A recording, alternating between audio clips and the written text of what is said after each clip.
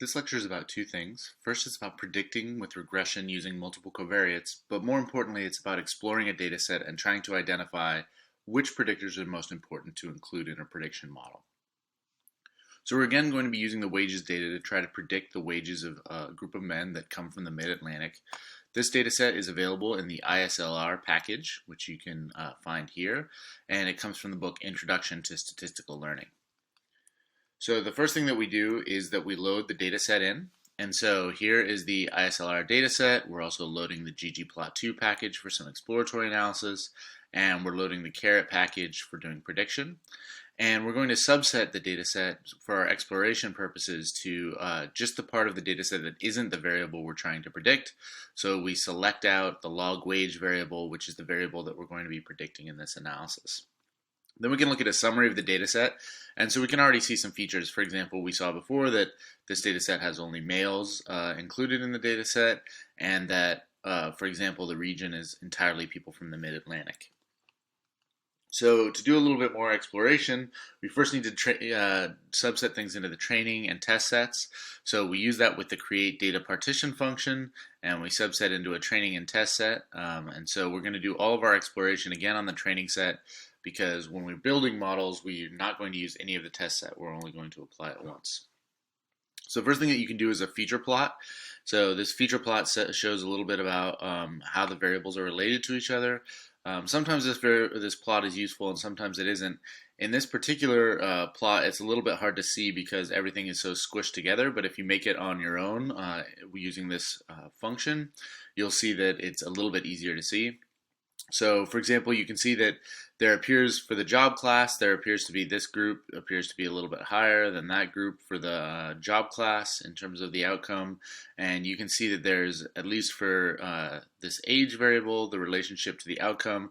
Again, there seems to be some outlier group, two separate groups here that gives us some indication that we might be able to use that variable to predict. So the first thing that we can do is plot the variables versus age. So this is plotting the wage variable versus the age variable. And you can see that there appears to be some kind of trend, which we saw in the previous lectures.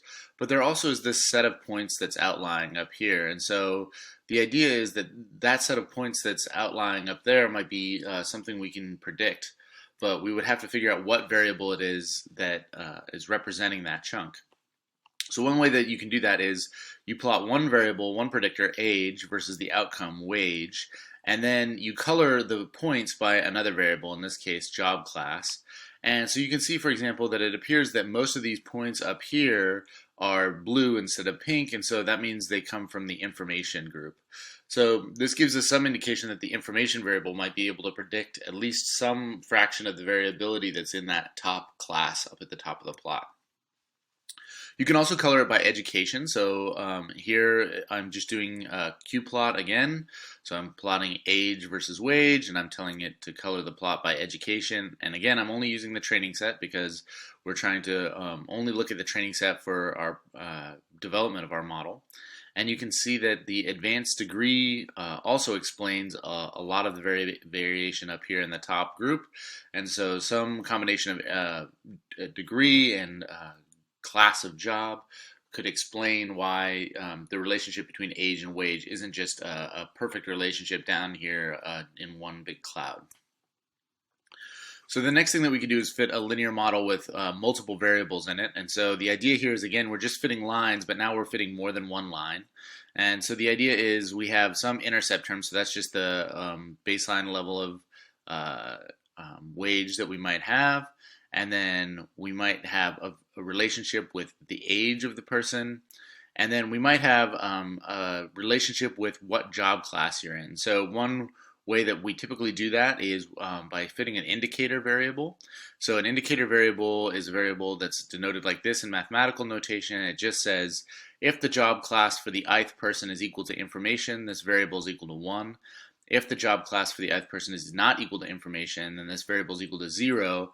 And so this represents the difference in the wages between the people with job class equal to information versus job class equal to not information when you fix all the other variables in the regression model. You can also do this for education. It's a little bit more complicated, right? Because there are multiple education levels. So we create an indicator variable for each of the different education levels. And so here, this is a sum of 4 indicator variables. And so the variable is equal to 1 if the education for person I is equal to level K, that variable is equal to 1, and 0 otherwise. So then we can fit the model just like we did before. So we're using the train function in the caret package, and we again use wage as the outcome, and then tilde represents the formula on the right is going to be used to predict the variable on the left. And so we use age, job class, and education.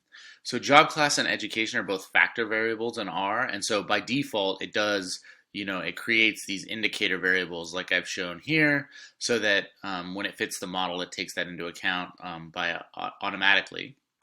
Again, we're fitting the model in the training set, and we can look at the final model, and you can see now that the final model has 10 predictors, even though we only put 3 variable names into the formula. And the reason is because this variable right here actually received more than one predictor in the data set because of the way that we had to create these indicator functions. So then we can look at some diagnostic plots. So this is very typical for when you're building these regression models. So the idea here is you could plot the fitted values. So this is the predictions from our model on the training set versus the residuals. That's the amount of variation that's left over after you fit your model. And so what you'd like to see is that this line would be centered at 0 on this axis, because the residuals is the difference between our model prediction and our actual real values that we're trying to predict. And here you can see there's still a couple of outliers up here that have been labeled for you in this plot. And so those variables might be variables that we want to try to explore a little bit further and see if we can identify any other predictors in our data set that might be able to explain them. The other thing that we can do is color by variables not just used in the model. So for example, here I'm plotting again the fitted values from our model versus the residuals.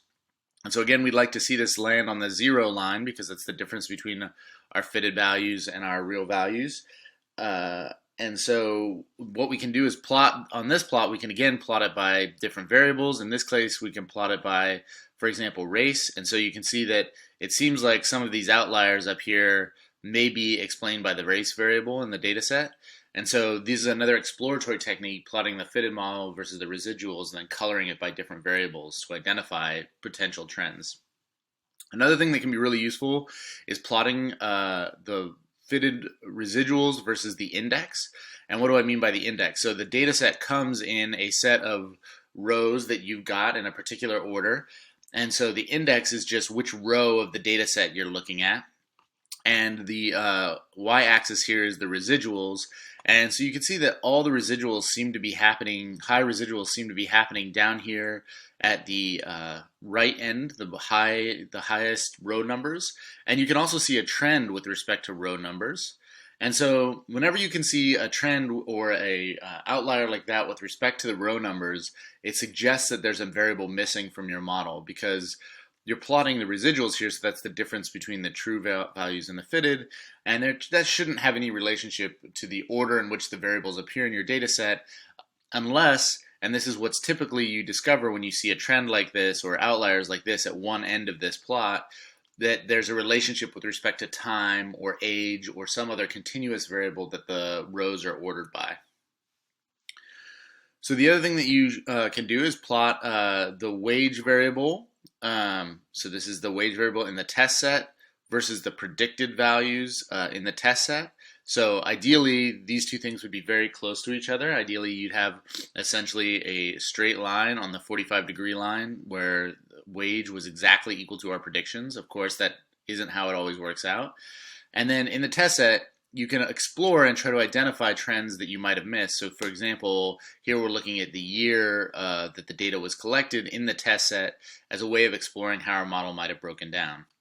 Now, something to keep in mind is that if you do this sort of exploration in the test set, you can't then go back and re-update your model in the training set, because that would be using the test set to rebuild your predictors.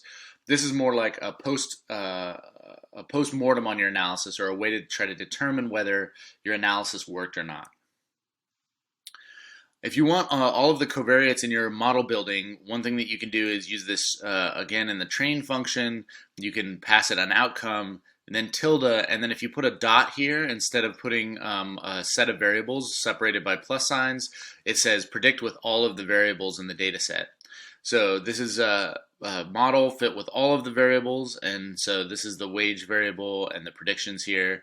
And so you can actually see that it does a little bit better when you include all of the variables in the data set. This is by default if you don't want to try to do some sort of model selection in advance. So linear regression is often useful in combination with other models. It's quite a simple model in the sense that it always fits lines through the data, and so it can be capture a lot of variability if the relationship between the predictors and the outcome is linear. If it's not linear, then you often miss things, and it can be better blended with other models. We'll talk about model blending later in the class. Exploratory data analysis can be very useful with regression models because, like the plots we made with residuals and so forth, colored by different features, you can try to identify the patterns in the data set. There's more information in these 3 books if you want to go and find a lot more about regression modeling for prediction.